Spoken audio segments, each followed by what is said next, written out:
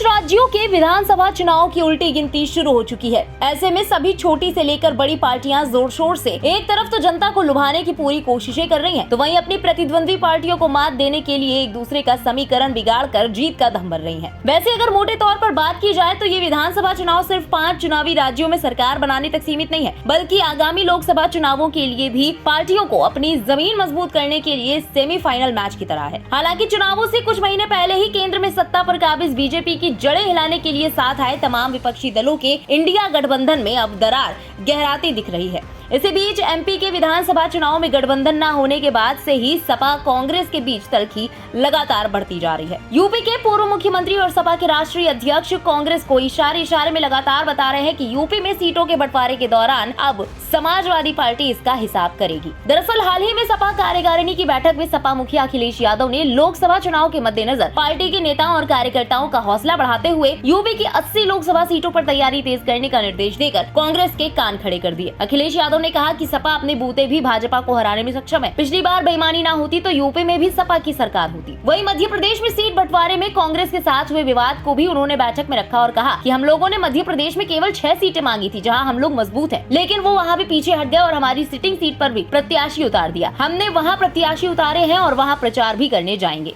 कांग्रेस ने जो वहां किया, हम यहाँ यूपी में मजबूत हैं तो हम भी देखेंगे। हालांकि अखिलेश ये भी कह रहे हैं कि अभी तक जितने हमने गठबंधन किए, कोशिश हुई है कि किसी गठबंधन साथी को निराश ना करें। हमारा गठबंधन और पीडीए स्ट्रैटेजी ही हराएगा एनडीए को। संतुलन की इस कवायद के बीच सपा के भीतर चर्चा ये भी है कि ज्यादा सीटें देने का सपा ने नुकसान ही झेला है, चाहे 2017 में कांग्रेस के साथ गठबंधन रहा हो या 2019 में बसपा के साथ। इसलिए 2024 के अस्तित्व से जुड़े इस चुनाव में दरियादिली दिखाना मुफीद नहीं होगा। गौरतलब है कि सपा ने कांग्रेस से मध्य प्रदेश विधानसभा चुनाव में 6 सीटें मांगी थी। कांग्रेस ने देने का आश्वासन भी दिया। सपा और कांग्रेस के बीच कई बैठकें भी हुई, लेकिन पिछली बार सपा की जीती हुई सीट पर भी कांग्रेस ने अपना प्रत्याशी उतार दिया। इसी के बाद दोनों दलों के बीच रार शुरू हो गई। सीटों को लेकर धमकाने तक की बयानबाजी होने लगी। सपा ने रायबरेली और अमेठी में भी प्रत्याशियों को उतारने की बात कह दी। इसी के बाद कांग्रेस ने सपा पर दबाव बनाने के लिए यूपी में मायावती से गठबंधन की चर्चाओं को हवा दी। इसी बीच अखिलेश यादव के अब इस बयान से तय हो गया है कि यूपी में कांग्रेस और सपा के बीच गठबंधन की गुंजाइश फिलहाल जिंदा तो है। हालांकि कांग्रेस और राष्ट्रीय लोक दल को 15 सीटों तक सीमित रखने की अखिलेश की कोशिश कितनी सफल होती है, ये तो एमपी विधानसभा चुनाव के बाद ही